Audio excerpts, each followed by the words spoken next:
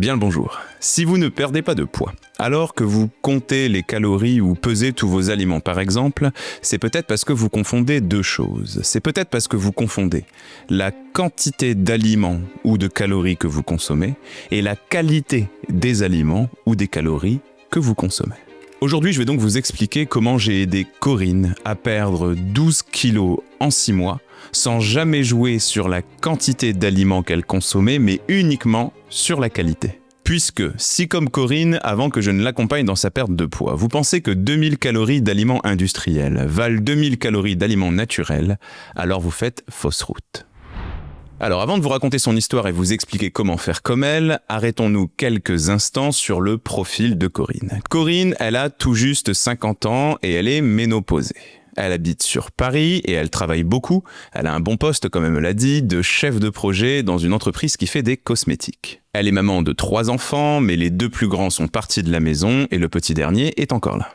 Le soir, elle rentre chez elle absolument épuisée après une dure journée de travail. Et elle ne veut pas, et c'est complètement légitime si vous voulez mon avis, passer 1 heure à cuisiner tous les soirs. Elle a besoin de temps pour elle, ce qui est complètement normal. Elle voudrait perdre du poids et donc manger équilibré, mais son fils, qui est un grand sportif, voudrait manger du poulet et du riz tous les soirs, alors que son mari, lui, voudrait plutôt un bon gros steak. Mais Corinne, elle n'a pas, ou plutôt elle n'a plus la force de cuisiner 3 repas différents tous les soirs. Elle a donc décidé depuis un certain temps de se tourner uniquement, ou presque, vers des plats préparés industriels.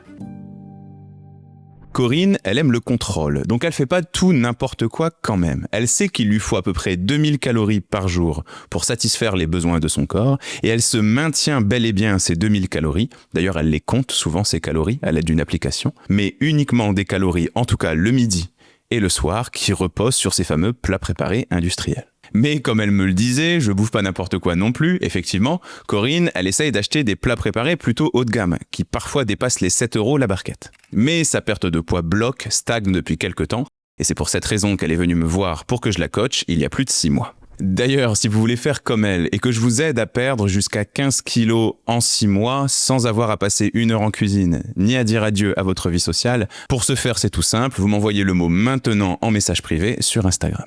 Mais donc, pour en revenir à Corinne, la première chose qu'on a fait, ensemble, c'est de s'occuper de cette habitude de manger trop industriel, d'améliorer la qualité de son alimentation. Je lui ai donc demandé de prendre quelques petites notes, de documenter un petit peu son expérience sur les 2 premières semaines, et associé à ce que je sais sur le sujet, aujourd'hui je vais vous expliquer ce qu'il s'est passé pour elle et ce qui se passera dans votre corps si vous faites pareil, c'est-à-dire arrêter l'alimentation industrielle pendant 14 jours. Pendant les 3 premiers jours, vous allez passer un petit peu en mode sevrage. Dans les aliments industriels, il y a un cocktail, un triptyque, si je puis dire, qui est un petit peu addictif.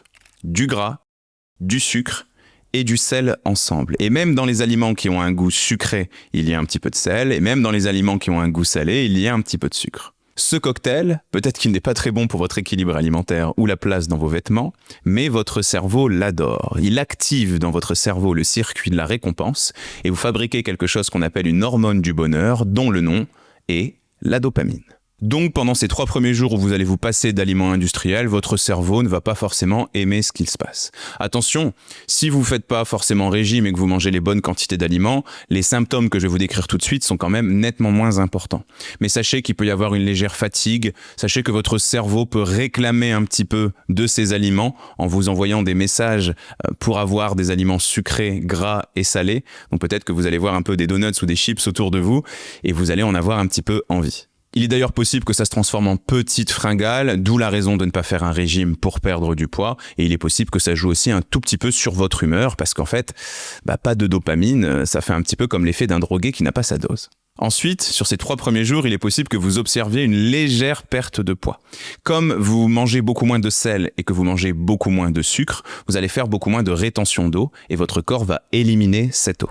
Bon, là, j'ai dressé un tableau un petit peu en poussant les curseurs dans une version extrême, mais sachez que ça peut se passer tout à fait tout en douceur, et sachez qu'à partir du 4e jour, ce genre de symptômes sont complètement terminés. Le 4e jour, le voici. Regardons ce qui se passe du jour 4 au jour numéro 8. Ici, ce qu'il faut comprendre, c'est que, comme je vous le disais, qu'ils aient un goût sucré ou pas, et même si ce sont parfois ce que vous pouvez appeler des sucres lents, ça va forcément être des sucres qui sont très raffinés, qui sont très blancs. Donc vous allez, quand vous mangez comme ça très industriel pendant très longtemps, avoir des apports de sucre de mauvaise qualité à longueur de journée. Ça va avoir un impact sur la quantité de sucre que vous avez dans le sang, qu'on appelle la glycémie. Ça veut dire que cette quantité de sucre que vous avez dans le sang va en permanence à longueur de journée monter très haut, redescendre très bas, etc., etc., etc. Et ça peut être synonyme de fringale, de coup de fatigue, particulièrement dans la matinée et particulièrement à la fin de la journée de travail, donc à la fin de l'après-midi. Le fait de diminuer les aliments industriels, si vous mangez équilibré à la place, bien évidemment, ça va être intéressant parce que finalement, vous allez stabiliser, vous allez normaliser votre glycémie, donc votre quantité de sucre dans le sang. Vous allez arrêter de varier entre « j'ai beaucoup d'énergie juste après un repas parce que j'ai beaucoup de sucre dans le sang » et puis « j'ai un coup de fringale 1 heure ou 2 après parce que je n'ai plus du tout de sucre dans le sang ». Ça, vous allez le sentir d'un point de vue énergie de façon globale, mais ça va surtout jouer sur vos performances intellectuelles, parce que votre cerveau adore le sucre. C'est d'ailleurs presque la seule source de carburant qu'il est capable de consommer. Donc ça va vraiment vous faire du bien, particulièrement si vous faites un travail intellectuel, où vous allez vous rendre compte que vous pouvez rester concentré pendant beaucoup plus longtemps, plus facilement. Ça va aussi jouer sur votre humeur, qui, elle, va devenir beaucoup plus stable. Et là, je fais référence à ce que je vous expliquais en début de vidéo par rapport au circuit de la récompense et par rapport à la dopamine. Quand je vous parlais de sevrage, le mot était très fort parce que finalement, ça n'aura duré que quelques heures, voire quelques jours tout au plus. On était sur les jours 4 à 8. Je dirais qu'à la fin de cette fourchette de temps, il va y avoir quelque chose d'assez intéressant qui va arriver. C'est que vos seuils de perception de ce qui est sucré et de ce qui est salé vont être réinitialisés. Et ça se passe à peu près au bout d'1 semaine où on met de côté ces aliments industriels. Ce qui est intéressant du coup, c'est qu'il va falloir mettre moins de sucre et moins de sel dans les aliments pour que vous en ressentiez le goût. Et ça, forcément, c'est top d'un point de vue gustatif, mais pour votre équilibre alimentaire aussi, parce que forcément, vous allez encore une fois avoir moins de sel, mais surtout moins de sucre, donc moins de calories, ou en tout cas de mauvaises calories, entre guillemets. Donc là, vous l'aurez bien compris, des jours 4 à 8, on a un regain d'énergie, ça fait du bien, le corps commence à se nettoyer. Mais attendez, vous avez encore rien vu. Rentrons dans la dernière phase, des jours 9 à 14. Et là, vous allez voir que vraiment, vous faites du bien à votre corps et à votre équilibre alimentaire. Je vous ai beaucoup parlé depuis le début de cette vidéo de sel, de sucre et de gras. Certes, ça fait partie des défauts qu'ont les aliments industriels. Mais ils n'ont pas que ce défaut-là. Puisque le but des industries agroalimentaires est avant tout de faire de l'argent. Il est important que le goût des aliments que vous consommez soit satisfaisant pour vous et soit d'une certaine manière un petit peu toujours le même, qu'il n'y ait pas de mauvaises surprises. Comme ça, vous êtes habitué à la saveur d'un aliment que vous mangez peut-être depuis des semaines, des années, voire même depuis l'enfance, et ce goût ne bouge pas. Pour maintenir ça, d'un point de vue gustatif, mais aussi d'un point de vue visuel par exemple, les aliments industriels contiennent ce qu'on appelle des additifs, c'est-à-dire des produits chimiques qu'on va rajouter à la recette pour l'améliorer un tout petit peu. Les colorants, les conservateurs, les exhausteurs de goût, bref, tout ce qui porte un petit E, vous connaissez certainement ça dans la liste des ingrédients. Le problème, comme l'étude scientifique que je vous remets juste ici et dans la description, c'est que trop de ces aliments industriels, donc trop de ces additifs pendant trop longtemps peut faire du mal à votre corps. On va noter 2 choses qui vont pas forcément apprécier ça. Premièrement, c'est les bactéries que vous avez dans le ventre, ce qu'on appelle la flore intestinale, la flore commensale ou encore le microbiote, qui va pas aimer avoir trop d'aliments chimiques, et donc vous allez un petit peu perturber le fonctionnement de votre ventre et de votre système digestif. Et puis deuxièmement, notamment associé à ce que je viens de vous décrire, vous allez plus facilement faire de l'inflammation. Vous allez faire un peu de l'inflammation généralisée, de l'inflammation chronique. Pour faire simple, vous allez avoir un ventre un peu plus gonflé, un peu plus douloureux, et tout votre corps tourne un tout petit peu au ralenti, notamment la perte de poids, ce qu'on appelle le métabolisme. On pourrait dire que votre métabolisme va lui aussi être ralenti. Eh bien, au bout d'1 semaine, ou plutôt plus précisément au bout du 9e jour, comme je viens de vous le dire, cela va nettement diminuer. Vous allez avoir un apaisement de votre corps, vous allez nettement diminuer l'inflammation que votre corps connaît depuis quelque temps. Vous allez donc avoir un système digestif qui fonctionne mieux, et ça c'est plutôt pas mal, moins de ballonnement, moins de gaz, moins de douleur, moins de constipation avec des alternances de diarrhée. Bref, vraiment à ce niveau-là, va vraiment y avoir une révolution qui se sent quand même très très très rapidement. Et puis à côté de ça, vous allez relancer votre métabolisme comme je vous l'expliquais. Et ça c'est plutôt cool parce que c'est notamment grâce à ça que vous allez relancer la perte de poids aussi. Pendant ce temps-là, à partir du 10e jour environ, il y a un organe qui fait la fête. Il y a un organe pour qui la vie n'est plus du tout la même, un organe qui est très important pour votre santé, votre perte de poids, votre immunité, bref, énormément de choses. Un organe qui est à peu près au milieu de votre ventre, le foie. Le foie, c'est un peu la station d'épuration de notre corps. Donc le fait qu'il ait nettement moins de déchets, donc de toxines, donc d'aliments chimiques, comme les additifs, c'est plutôt une excellente nouvelle pour lui. Il aura nettement moins de travail à fournir. Et puis deuxièmement, le foie, il est grandement impliqué dans ce que j'appelle donc le métabolisme. C'est-à-dire, en fait, qu'est-ce qui se passe dans votre corps après que vous ayez mangé ? Par exemple, le fait de transformer du sucre en gras pour aller le stocker, ça fait partie du métabolisme. Le fait de déstocker du gras que vous avez en réserve pour le transformer en sucre et en faire de l'énergie, et donc perdre du poids, ça fait aussi partie du métabolisme. Et comme le foie a nettement moins à s'occuper de tous ces déchets, cette fonction de se concentrer sur le métabolisme va être beaucoup plus facile pour lui. Mais en parallèle de ça, comme le foie a moins à s'occuper du traitement des additifs. Et comme le foie a moins de travail à fournir pour gérer tout ce sucre et ce gras de mauvaise qualité, il va pouvoir se concentrer sur la réparation, sur l'entretien de tout le reste de votre corps et donc sur l'élimination des autres toxines et des autres déchets. Et ça, c'est plutôt une excellente nouvelle parce que grâce à ça, votre corps va être encore moins inflammé. Donc déjà, le fait qu'il y ait moins d'aliments de mauvaise qualité va exercer une action plutôt anti-inflammatoire. Et bien, en plus de ça, le fait de reposer votre foie et de lui laisser le temps et la capacité de bien faire son travail va encore une fois amplifier cette action anti-inflammatoire. On est donc plutôt dans un cercle vertueux.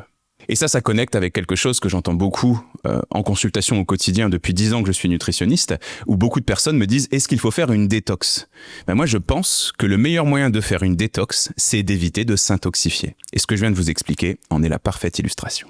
En parallèle de ça, il y a d'autres organes qui sont eux aussi très contents et qui souvent ont une action qui vient juste après celle du foie, ce sont les reins.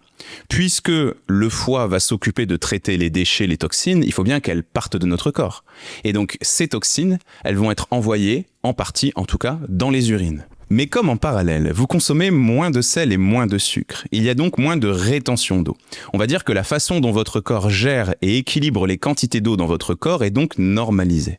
Eh bien, sachez que vos reins, eux aussi, vont davantage pouvoir faire ce travail d'élimination des toxines. Et là, vous l'aurez compris, l'action anti-inflammatoire est encore plus majorée. On rentre maintenant dans la dernière phase que je voulais vous décrire dans cette vidéo. Qu'est-ce qui se passe après 14 jours? Qu'est-ce qui se passe après ces 2 semaines sans manger trop d'aliments industriels?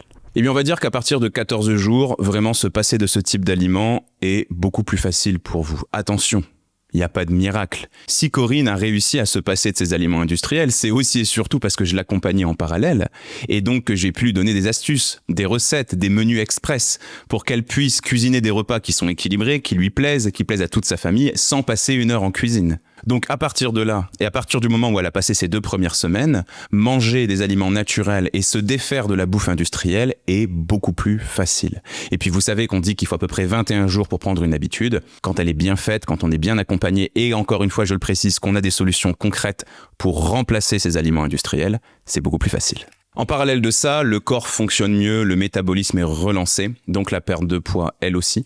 Donc on va avoir un déstockage des graisses qui se fait de façon beaucoup plus efficace. Bien évidemment, ça se répercute sur la balance, ce qui est plutôt une bonne chose, mais ce qui est une chose encore plus intéressante, c'est que ça se répercute sur la place qu'on a dans ses vêtements. Et ça, c'est quelque chose de génial, parce que Corinne, elle me donnait des petites nouvelles comme ça de temps en temps, comme beaucoup de patients le font.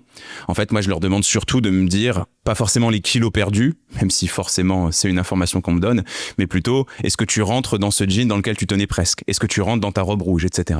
Et ça, c'est vraiment quelque chose d'intéressant, parce qu'avec la diminution de l'inflammation, plus la perte de poids, on a vraiment un volume de corps qui est diminué. Donc plutôt que simplement maigrir, on mincit. Et ça, généralement, c'est plutôt cool parce que rentrer dans son jean préféré ou sa robe préférée, ça met vraiment du baume au cœur et ça donne confiance à sa capacité à perdre du poids et à continuer sur ce chemin. En parallèle de ça, tous les autres signes sont perpétués, donc ça veut dire qu'on a toujours une humeur qui est plus stable, un peu moins de fatigue, plus de performance cérébrale, de facilité à se concentrer, etc. Et puis quelque chose qui est plutôt cool aussi, même si c'était pas du tout un problème pour Corinne, faut que je sois honnête avec vous, c'est l'aspect budgétaire. C'est-à-dire que plutôt que de mettre 2 fois 7 € dans des barquettes Picard Premium midi et soir tous les jours, vous allez forcément cuisiner des recettes faites maison, sans forcément passer 1 heure à cuisiner comme je vous le disais, mais ça d'un point de vue portefeuille, ça se ressent aussi. Donc le bilan, il est plutôt super positif, que vous soyez dans la situation de Corinne ou pas. Prenez votre temps pour bien faire les choses. Bien évidemment, il faut y aller étape par étape. Faut pas que ce soit une frustration pour vous, faut pas que ce soit un combat au quotidien. Et puis bien sûr, comme je vous le disais, il vous faut des solutions concrètes pour remplacer ces plats préparés, pour ne pas vous épuiser à cuisiner des repas pour toute la famille. Je vous précise encore une fois que si vous voulez que je vous accompagne, comme j'ai accompagné Corinne, et qu'on change ensemble pendant 6 mois, main dans la main, votre alimentation pour de bon, on oublie l'effet yo-yo, là, le but c'est vraiment que vous soyez autonome et libre de faire les bons choix alimentaires, n'hésitez pas. Vous m'envoyez le mot maintenant en message privé sur Instagram, on démarrera une petite conversation vous et moi et je vous dirai si oui ou non je pense que la méthode Nutri-Scope est faite pour vous. En parallèle de ça, si vous voulez en savoir plus pour cuisiner des recettes qui sont plutôt express, par exemple en moins de 15 minutes, j'ai fait une vidéo sur le sujet que je vous remets juste ici, n'hésitez pas à aller voir ça et n'hésitez pas à vous abonner si c'est pas encore fait. Salut!